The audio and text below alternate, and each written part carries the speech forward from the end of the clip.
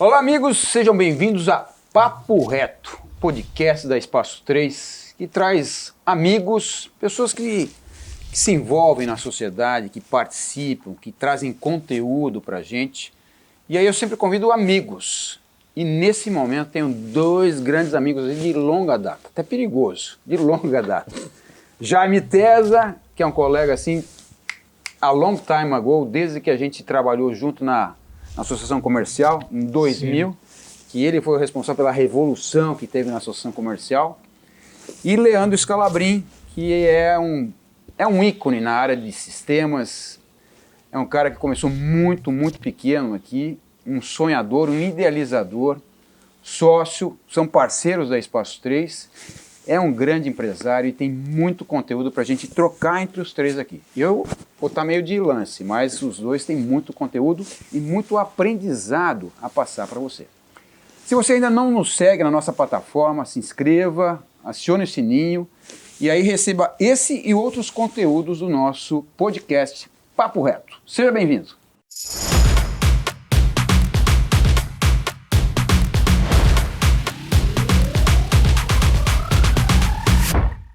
O Jaime Tesa, esse coxa branca, ele tem larga experiência na área de consultoria, treinamento, foi responsável por alguns arranjos produtivos muito interessantes aqui na nossa região, núcleos, né? Entende muito de pessoas, entende muito da parte de consultoria no sentido de viabilizar projetos dentro de pequenas, médias empresas. Leandro Scalabrin, hoje empresário na área de sistemas, né, tecnologia de informação, do grupo SWA, um grupo fantástico. Tem também muito aprendizado do comportamento que ele traz no sentido de resolver o problema dentro de casa em fim de papo, independentemente do que esteja acontecendo. Então vamos conversar um pouco sobre isso. Bora lá? Bora lá? Bora lá. Então cheers, mais um. Saúde. Tamo no vinho para ver se o papo solta. Saúde. Jaiminho, vamos começar por você. Depois a gente vai rodando. Vamos lá. Qual que é o grande desafio hoje que você percebe? Você que é um executivo da CIMI, né? Fora, na verdade, do teu trabalho de consultoria. O que você percebe hoje que é a grande dificuldade do empresário em reter mão de obra? Muito bem, Mazo. Obrigado pelo convite. Obrigado aí, o Scalabrin também, por participar aqui, trocar essas ideias. O que eu vejo hoje em dia, Mazo? Os empresários, no dia a dia, se envolvem muito no trabalho. Muito no trabalho. E aí eu sempre lembro, como eu uso muito a metodologia da andragogia com os empresários, que é trabalhar com o adulto, e aí o adulto precisa ser provocado para ele aprender aquilo que ele quer, e não o que a gente quer ensinar para ele. E aí o que o empresário normalmente, aonde que é o gargalo dele? Tem um comportamento empreendedor lá que você conhece muito bem, que é a busca de informação. E lá diz assim, vai buscar informação, ele se envolve e vai lá buscar informação pessoalmente. Não é assim, lá? Exatamente. Eu não lembro qual que é o número desse comportamento, mas tem lá, não tem? Tem. A característica de busca de informação é formada por 3 comportamentos. Um dele, na verdade, quando ele precisa de informação, ele vai pessoalmente buscar. Pessoalmente. Isso. E aí quando ele fala pessoalmente, significa que ele precisa sair da empresa para buscar essa informação. E aí, normalmente, o empresário está onde? Ele está dentro da empresa lá. Aí você fala assim, essa informação está lá, ou está no teu concorrente, ou está no mercado, ou está na associação comercial, numa palestra, em algum lugar. E ele fala, cara, eu não posso ir porque eu estou aqui dentro da empresa. E lá o evento é 10 horas da manhã, 3 horas da tarde, e a empresa está aberta. Então, para mim, esse é o maior desafio. O empresário entender o papel dele, qual é a função dele na empresa, para que ele se envolva de fato e tenha um negócio e não só um trabalho, como você comentou aí, que às vezes ele vira um escravo do trabalho. E você acha, Leandro, também, que essa falta de comportamento na busca do conhecimento, né? E até, na verdade, a informação, o conhecimento é tudo, na verdade, para ter uma autoconfiança melhor, para poder, na verdade, ter, aí, consequentemente, processos um pouquinho mais estruturados dentro da empresa, é que faz com que ele não retenha a mão de obra também? Também, porque começa o processo com ele. Ele precisa entender o trabalho dele na empresa e aí estruturar o processo todo dentro da empresa. Então ele vai precisar, por exemplo, de lideranças para poder fazer um pouco do trabalho que normalmente ele faz, alguém que pense um pouco mais de estruturar a parte operacional da empresa, os processos, e às vezes fica tudo isso na mão dele. Até porque ele também não foi aprender, não foi buscar, porque se envolveu muito direto lá na empresa. No operacional. Isso aí. E aí vem muitas inovações que ele nem sabe que existem. Isso aí lembra um velho ditado, né? Aquele lá que diz o seguinte: seguramente não foi o peixe que inventou a água porque estava mergulhado dentro dela, né? E aí vem aquela outra questão que você estava trazendo agora há pouco, né? Mais ou menos como num clube de futebol, o diretor, na verdade, não tem o cargo de treinador, o diretor, na verdade, ele tem que fazer a gestão de marketing e tudo mais tal, e também colocar o time para treinar. Então falta a interface, e isso, na verdade, claramente fica evidente assim que o cara não consegue crescer, ele vira escravo de uma rotina. Mas é que tem uma coisa que é mais ou menos assim, ó. Vamos pensar que essa casa é o negócio dele. Uhum. Se ele fica todo dia dentro do negócio dele, ele não consegue ver o negócio dele de fora. Então ele olha de dentro, mas o cliente dele olha de fora. Perfeito. Então a gente chama lá, nós chamamos lá na empresa a bolha. A gente tem que sair da bolha. O que é sair da bolha? Você sair do seu negócio e olhar o seu negócio de fora como se fosse o seu cliente. Você está entendendo? Então, o que eu vejo aos empresários? Quando ele não participa de nada, ele não vai para um evento, numa palestra, ele não tem a oportunidade de olhar o negócio dele na mesma percepção que o cliente dele olha, que é olhar o negócio dele de fora. Uhum. Ele só consegue olhar o negócio dele de dentro. Então, você olhar a sua casa de dentro para fora é uma coisa. Agora, você olhar a sua casa de fora para dentro é diferente. E isso, talvez, assim, às vezes tem um pequeno ajustezinho que ele pode fazer no negócio dele, pode mudar totalmente a percepção do cliente. Mas como ele nunca sai dentro do negócio dele, nunca sai da bolha, ele só olha o negócio dele dentro para fora, nunca de fora para dentro, aí ele não percebe. E aí isso faz com que ele passe anos e anos não crescendo. E tu está trazendo isso aí, eu estou aqui pensando o risco que esse cara corre se tiver empresários do mesmo segmento que tem um comportamento diferente do dele. É o que eu digo assim, ó, eu diria, por isso que assim, o mercado, eu digo que o mercado brasileiro, o fato dele ser um mercado ruim de fazer negócio, de certa forma protege o nosso mercado, porque se não fosse um mercado aberto, que as empresas internacionais conseguissem entrar com facilidade, igual acontece aqui, poucos empresários brasileiros, igual acontece nos Estados Unidos, por exemplo, poucos empresários, eu diria, sobreviveria, porque o nível de competitividade, o fato dele estar dentro da bolha, a competitividade dele é baixa. Entendi. Porque e isso faz com que ele tenha um negócio linear, onde ele nunca cresce. Onde que a gente vê ao longo dos anos uma empresa sempre fazendo a mesma coisa e ela não cresce e não morre. E o cara tem uma vida de acordo com aquilo que ele projetou. Na média. Na média. Tá. Só uma coisa assim, Jaime, para te pescar. Então, a gente está vendo aqui, tem o empresário, tem aqui, na verdade, os colaboradores, mas está faltando esse link aqui, né? Para que, de repente, ele possa sair dessa rotina, que é uma armadilha para, na verdade, buscar ampliar leques e percepções. É o líder. Como buscar isso, como formar? Você citou uma frase aí, eu vou citar uma outra aqui para colocar na mesa. Para o empresário pensar também.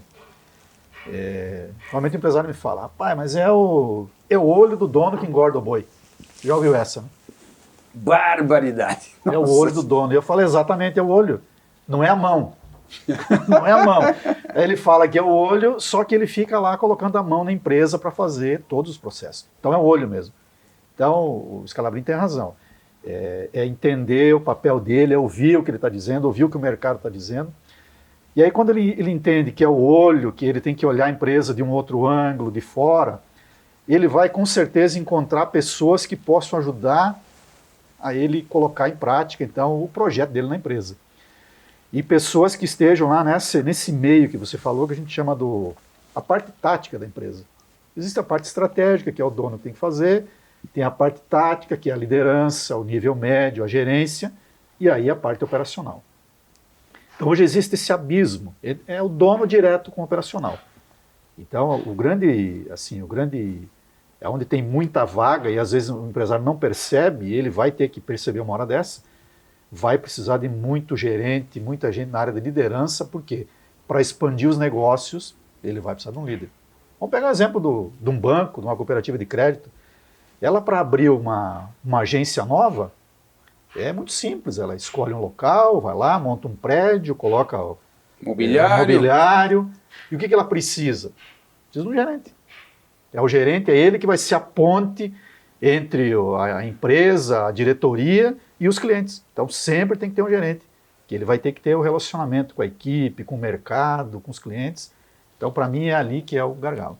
Talvez seja isso que faz com que as empresas, elas, o que eu percebo no dia a dia, assim, de colegas nossos, empresários também, que chegam, tem uma boa oportunidade, tem até, na verdade, uma visão, uma identificação forte com o negócio e um potencial de crescimento. E cresce. E daí, quando vai iniciar o processo de crescimento, que tem o gap do salto, quebram. É por causa que quando você tem uma centralização, o empresário, quando ele não faz o processo de sucessão, ele se torna um gargalo. Tá? E aí, quando ele cresce, esse gargalo, assim, eu tenho uma demanda aqui em cima, mas o funil aqui embaixo continua o mesmo, que é o gestor. Porque ele, que nem o Jaime falei, tudo tem que passar por ele. E aí o que acontece? Não importa quando você cresce, porque como ele é o que tem que passar por ele se torna um funil. E aí a demanda vem bastante, só que aqui embaixo não tem vazão. E aí a empresa quebra. E ela, às vezes ela não quebra por falta de mercado, mas por excesso de mercado por falta de gestão. Exato. Olha que interessante isso. Quebrar por excesso de mercado. E como eu percebo isso, Jaime e Leandro, impressionante. Bom, a gente está no dia a dia no mercado imobiliário e a gente senta com diversos, como a gente tem a parte de locação, né? Senta com diversos empresários. E eu percebo isso. Eu falei assim, olha, pensa com carinho, você tem um mercado enorme, faz um produto muito legal, mas agora vai se exigir outras competências para você crescer. E aí eu te pergunto, cara, SWA, uma empresa, na verdade, que começou muito pequena. Eu me lembro quando vocês começaram, muito, muito pequenininho. Conta um pouquinho dela, dos teus desafios e o que tu tá tendo que fazer para ela, que formou um grupo, né, um conglomerado de empresas. Como é que foi isso? Bom, a SWA, ela nasceu em 2006. Eu não sou natural do Rio de Janeiro, eu vim para cá em 2000 como calor da UTF, antigo Cefet. Era Cefet, né? No certificado era Cefet. E vim aqui, me formei. Sou egresso daqui, retornei como professor na docência na universidade. E da docência a gente acabou incubando a SWA, que eu sempre falo para os meus alunos, né, para os alunos que eu vou conversar, né, na qual também eu já fui professor. O programa de estágio vai depender, tudo que você faz, depende, o valor daquilo que ele pode desencadear, depende do que você quer. Por exemplo, do meu estágio da faculdade nasceu a SWA, né, que aconteceu na FACEMED, atual hoje o UDCM de Janeiro, lá em cima do palco do auditório. Então, de lá a gente acabou incubando a SWA em 2006, em outubro de 2006, na incubadora. Nós estávamos lá, nós éramos em 3 sócios e 4 estagiários, né? E é ali que começou todo o processo. A gente entrou no mercado mesmo em 2008, nosso primeiro contrato que a gente assinou com o mercado. E ao longo do tempo aí, eu acho que tem um papel importante que o Jaime, essa reflexão que o Jaime trouxe, porque em 2009 nós fomos contemplados pelo PRIME, que é a primeira empresa inovadora da FINEP, e contemplava algumas áreas, 3 áreas, consultorias, escolhemos 3 áreas, financeira, estratégica e marketing, né? E daí a estratégia foi o Jaime que fez com a gente e o marketing foi o Mark Watts.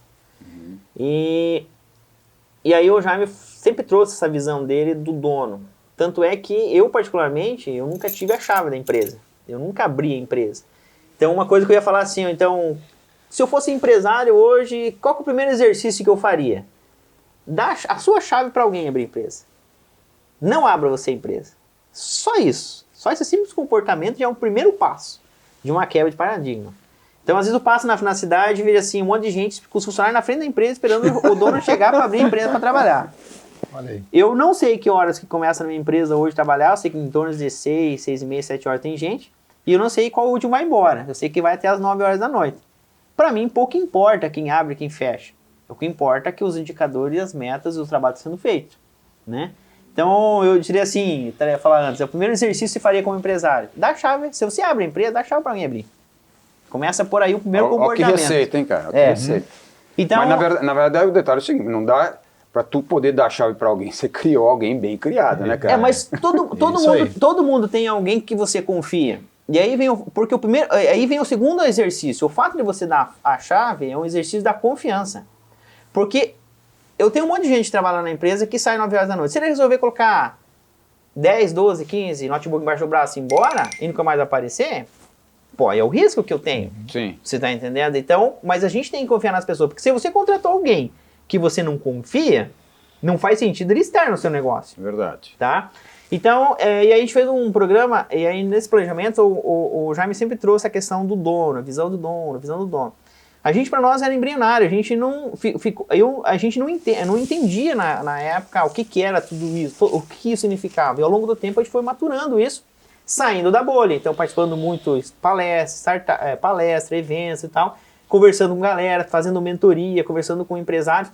Eu tinha muitas empresas que na época eu olhava como grande, e eu peguei muito feedback deles e mentoria, que hoje a gente é maior que eles, e eles vêm perguntar pra gente o que a gente tá fazendo. Pra mim, o que a gente tá fazendo. Então, e não tem problema, acho que esse faz parte do crescimento, que quando eu fui pra Califórnia em 2014, um dos aprendizados que fui o que faz a Califórnia ser o que é? É o processo de mentoria. Então, se eu fui ajudado no passado para estar onde eu estou, então eu tenho que retribuir com os novos empreendedores para eles também crescerem e se tornar um ecossistema produtivo. Então, voltando a SWA hoje, o grupo ele é formado hoje por 3 empresas, que é o Jacad, que é hoje da vertical de educação. Hoje, dentro do mercado de educação nacional, nós temos aí com 8%, chegando a 8% do market share. A Neocred, que é voltado para a financeira, então a gente atende cooperativas com Sicredi, Cicobi, Cressol, na área de mercado. E aí nós temos uma outra empresa, a Mateus Soluções, que a gente comprou, uma empresa... É um movimento diferente, porque normalmente as empresas capitais compram empresas do interior, né? Dessa vez a SWA do interior comprou uma empresa da capital. Mais uma quebra de paradigma. Comprou uma empresa da capital, e onde ela é especialista no mercado de escolas de idiomas. Então, esse é um pouquinho da SWA. Hoje nós estamos dentro do setor de educação entre as 5 maiores empresas hoje do Brasil e superando a quantidade de 90 pessoas na operação agora aqui em Medianeira. Bárbara. E tu presenciou parte disso aí já? Presenciei. Ele lembrou do meu nome. Ele vai lembrar como é que foi feito o primeiro planejamento. Você lembra? Foi na garagem. Na garagem de casa. Né? E não tinha cadeira para todo mundo sentar. Porque parte do nosso time trabalhava de manhã e parte do nosso time trabalhava à tarde. Como a gente fez o planejamento todo mundo junto, todo mundo foi no mesmo tempo. No mesmo tempo. E aí não tinha lugar para sentar todo mundo. Cara, essas histórias fazem toda a diferença. E é assim que vai uma empresa. Mas, então, ele está comentando aqui muito do dia a dia de uma empresa e a sucessão dele para baixo da empresa. E hoje, o que eu trabalho muito também com os empresários? A sucessão dele para cima. Ou seja, e quando ele não estiver mais na empresa, quem que vai suceder? Aí trabalha toda, sucessão familiar, criação de holding, proteção, compliance, né, também. Então, se falar isso para o empresário hoje, como ele comentou, talvez hoje para alguns não tem sentido nenhum, porque tem muito problema na empresa que precisa ser resolvido. Agora, logo, a nossa região, como ela é muito nova, ela já tem empresas da 2ª geração, empresas para a 3ª geração, e que, se não cuidar bem disso, a empresa se inviabiliza, some. Desaparece. Voltando nisso que o Jaime falou, o que aconteceu? Então, em 2009, que eu tive meu planejamento, a gente teve que, naquela época, até os primeiros 10 anos da empresa, o olho do dono engordava, mas também tinha que fazer. Mas a gente sabia que, por exemplo, dentro da minha expectativa de vida, não era aquilo que eu queria fazer para sempre. Então, aí, quando chegou no 12º ano de empresa, a gente criou internamente a escola de liderança. Porque nós temos também nos nossos valores da empresa a meritocracia e o crescimento. Então, se eu tenho a meritocracia e o crescimento, não faz sentido eu contratar alguém de fora para gerir uma equipe. Eu tenho que formar a equipe interna, porque daí isso bem a meritocracia do crescimento. Só que para fazer isso, as pessoas, elas eu tenho que ajudar elas, né, formar elas. E aí a gente começou a escola de liderança. Em 2 anos de escola de liderança, daí a gente saiu, que a gente chama os nossos generais. Então, a partir do momento que os generais subiram, que a gente definiu os generais, que é o que cuida da operação, cada área da empresa são ali, aí eu deixei de ser chefe. Eu sou hoje o diretor, mas eu sou mais mentor do que comandante. Então, por exemplo, nós estamos mudando esse ano, o ano de meta operacional ele vai ser de outubro a outubro, que é o aniversário da empresa. O ano fiscal é dezembro, janeiro, mas o método operacional, até porque das sazonalidades de negócio, nós temos as safras, né? Sim. Seria dezembro, janeiro e junho e julho. Então, quando eu tinha meta operacional dezembro, janeiro, eu fechava as metas na metade da safra. E eu não conseguia, a gente não consegue medir a evolução entre as safras. Então, nós estamos mudando a meta operacional. Quem está definindo os OKR de estruturação não sou eu. Eles estão agora, cada gestor, definindo com as suas equipes o que eles querem fazer. E aí, nas próximas semanas, a gente vai juntar todo mundo e vamos equalizar isso. Porque ao longo desses planejamentos também a gente começou a trabalhar bandeiras de competência, depois que eu defini os generais. E a escola de liderança continua, eu estou na segunda turma, porque eu tenho que preparar a sucessão e a base deles embaixo, né? E a gente também entende que, vamos pensar que se um general desse, o sonho de vida dele seja maior, a Establá não consiga sustentar o sonho de vida dele, eu não posso impedir dele brilhar e seguir o plano de vida dele. Mas isso também não pode doer para a empresa, então eu tenho que trabalhar o processo de sucessão da liderança, inclusive, antes do dono. Né? Porque hoje o que acontece? Vou perder o gestor tal. Aí isso dói para a empresa, porque não preparou a sucessão para isso. E eu tenho que entender que as vidas das pessoas, elas têm sonhos, elas têm metas de vida, e às vezes é maior que a capacidade da empresa em alimentar. Então a escola de liderança continua na segunda turma, e a gente trabalha no nosso planejamento estratégico sempre duas bandeiras, duas visões ao longo dos anos. Então uma das bandeiras que eu vou trabalhando esse ano que é a visão de dono. Então a gente trabalha internamente, todo mundo, a visão de dono. Porque, para mim, tá todo mundo engajado, vamos ter que saber, inclusive, o que a empresa está fazendo, não para onde ela está indo, mas o que ela está gerando de resultado, inclusive financeiro. Né? Então, nós temos a gestão aberta lá, então, alguns chamam de gestão à vista. Então, na gestão à vista, todo mundo tem que entender, por exemplo, por que o Leandro tomou essa decisão, por que o Milano, o gestor, tomou a decisão excessivamente. Então, e isso é importante. Tá? Então, a gente também trabalha isso, essas competências, dentro internamente com outros cursos. Porque isso faz com que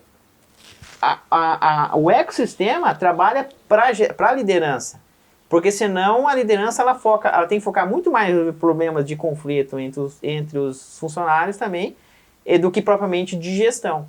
Então, assim, hoje nós trabalhamos, como a empresa é formada por pessoas, nós trabalhamos não só as lideranças, a escola de lideranças, mas também as visões de como isso acontece no negócio. Você viu que doideira é isso, Maza? Ele está falando de uma empresa de tecnologia, de software. Daí ele usou termos aqui de safra, que você que é agrônomo já entendeu outra coisa. E assim vai. Então, talvez a conversa aqui para muitos empresários seja assim, cara, o que esses caras estão falando? Do que eles estão falando? E aí antigamente eu imaginava assim, cara, por que esse cara não está entendendo o que a gente está falando? Só que ele acabou de dar um depoimento aqui. Alguma coisa que é falada tem um tempo, e aí nós voltamos de novo para a agricultura. Você tem um tempo de semear, um tempo de cuidar e um tempo de colher. Sim. Tem um prazo para isso. Então as empresas também precisam entender isso. E aí por onde começa? Pelo desejo do dono, pela vontade dele. Quando ele impõe uma vontade, que ele imagina assim, eu quero crescer, ou eu quero ter, por exemplo, daqui 4, 5 anos, a oportunidade da minha empresa poder funcionar sem que eu esteja lá. Porque eu não quero mais estar lá, vou ter uma certa idade, e eu quero preparar uma sucessão, quero preparar alguém lá, ou preparar a empresa para sobreviver além dele, além de mim. Então esses são os desafios para o empresário. Muita coisa legal, cara. E que dá para a gente, na verdade, abstrair e trazer de uma maneira mais simples para o dia a dia meu, de todos nós e todos os empresários, ou para as pessoas que querem empreender. Outra coisa que eu gostaria de falar, mas aqui, muito falado aqui, já foi dito, não tem solução mágica e pontual. Então, existe uma trajetória. Nem o Scalabrini, nem você contratou um gerente fantástico, o Filipão aí, para resolver o problema.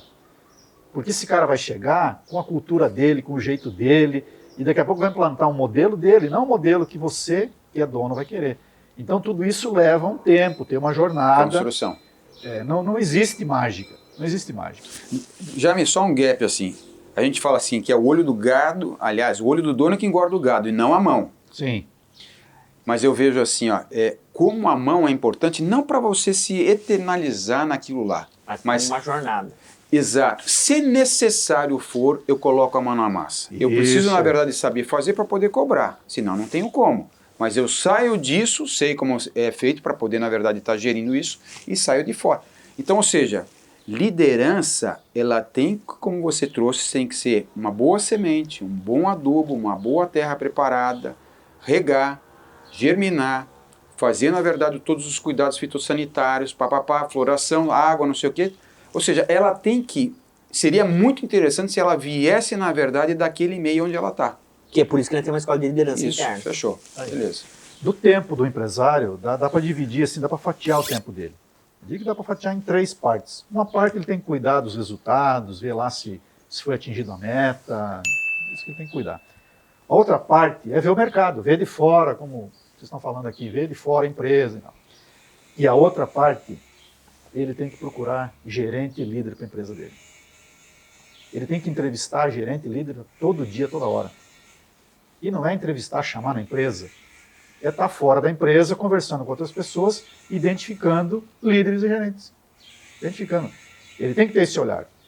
Como que eu identifico? Aonde que eu vou encontrar? Às vezes é na fila do banco, às vezes é no restaurante. Ele tem que ter esse olhar. Num evento, participando de um treinamento. E é lá que ele vai identificar. Que legal isso daí. E como eu tive já situações nas pequenas empresas, né? Mesmo na fazenda, né? Na fazenda eu entrevistei, aliás, primeiro eu recebi a visita de um agrônomo de uma multinacional. De um fornecedor. Cara, achei o cara fantástico e até dei uma... Cara, como é que você tá? Porque eu vi, cara, esse cara tem muitas competências para serem talhadas, trabalhadas, mas que são preciosas para se tornar um líder, para ser um parceiro meu. Eu estou a 2.000 e poucos quilômetros de distância eu tenho que ter alguém de muita confiança e competência. E a coisa fluiu, mas não deu certo, deu uma namorada, não sei o que, daí ele continuou, de repente ele me indicou o pai dele, mas o pai, fantástico, mas não tinha o perfil que eu precisava, porque era muito especialista. E foi, de repente a empresa não valorizou, pá! Peguei o cara, hoje o cara... Ainda não valorizou. Não valorizou. Aí, assim, quantos funcionários bons você já perdeu, às vezes, por estar dentro do processo. Faça essa conta aí, faça essa conta. É verdade. E aí, é você olhar para isso e pensar, tá, como é que eu vou fazer? Vou fazer do modelo tradicional, que é colocar um anúncio no jornal, esperar que o cara venha se inscrever na tua vaga? Isso é o que todo mundo faz. Sim. E olha o resultado que está dando na empregabilidade hoje. Você não encontra. Então, o que você tem que fazer de diferente para encontrar esse teu líder aí? É sair da bolha aí para encontrar. Jaminho, o que é empregabilidade? Vamos traduzir isso daí. Mas empregabilidade é você conseguir se manter aonde você quer. Então, eu quero ser um bom gerente. Bom, então o que eu tenho que saber para ser um bom gerente? Eu preciso estudar. Estudar. E aí eu tenho que procurar. E eu vou me manter aonde eu quiser. Imagina assim, empregabilidade, o funcionário, ele precisa escolher aonde ele quer trabalhar também. Porque aí o casamento é perfeito. Não adianta só a empresa escolher, se não entender o que ele quer, o propósito dele. Então, o funcionário também tem que escolher a empresa que ele quer trabalhar.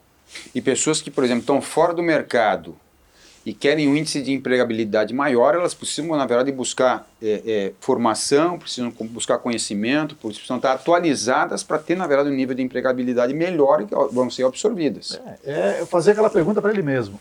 Qual é a empresa que eu gostaria de trabalhar?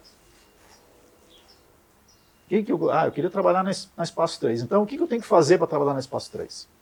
O que eu preciso ter de desenvolver? Eu tenho certeza que hoje, no momento que nós estamos, principalmente na nossa região aqui, sobram vagas. Então você pode escolher onde você quer trabalhar. Vai ter vaga para você. Então escolha, se capacite, procure informações. Eu quero trabalhar na SWA. Tenho certeza que tem vaga. Todo dia tem vaga lá. E aqui dá para ter um recorte assim. Tem vagas de todos os níveis. De liderança, da parte técnica, da parte de marketing. Tem vaga para todos. Basta a pessoa querer e colocar na cabeça onde eu quero trabalhar. Ou seja, a chave está com ela.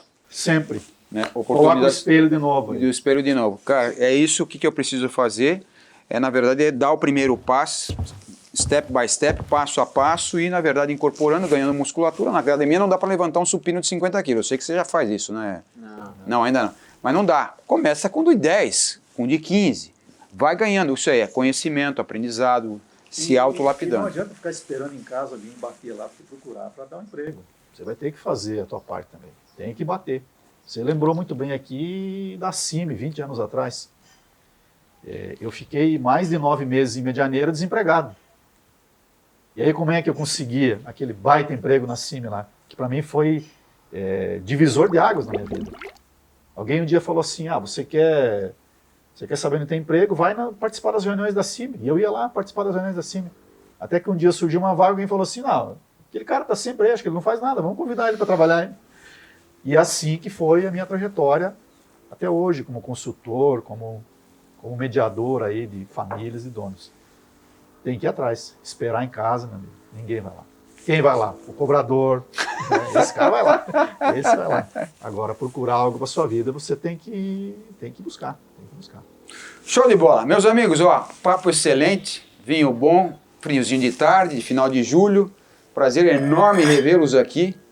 Foi um papo, acredito eu, que muito... tem que beber. Ele toma mais, hein? Já tomou mais. Eu não pô ainda quase nada. Tô com a língua enrolada. Obrigado de coração. Eu acho que vai servir assim de pelo menos assim uma fonte de informação de alguns questionamentos para muitos empresários, para pessoas que querem empreender, pessoas que começaram como agentes do zero, né? E que é possível, eu acho que essa é a palavra, é possível. E com isso a gente vai encerrar o nosso podcast, com a língua já meio enrolada. Papo reto, porém torto, mas papo reto. E com isso a gente agradece a participação de vocês. Se vocês gostaram, compartilhem isso. Mandem perguntas, sugestões de temas que a gente vai estar aqui para atendê-los o mais rapidamente possível. Beleza? Muito obrigado e até a próxima.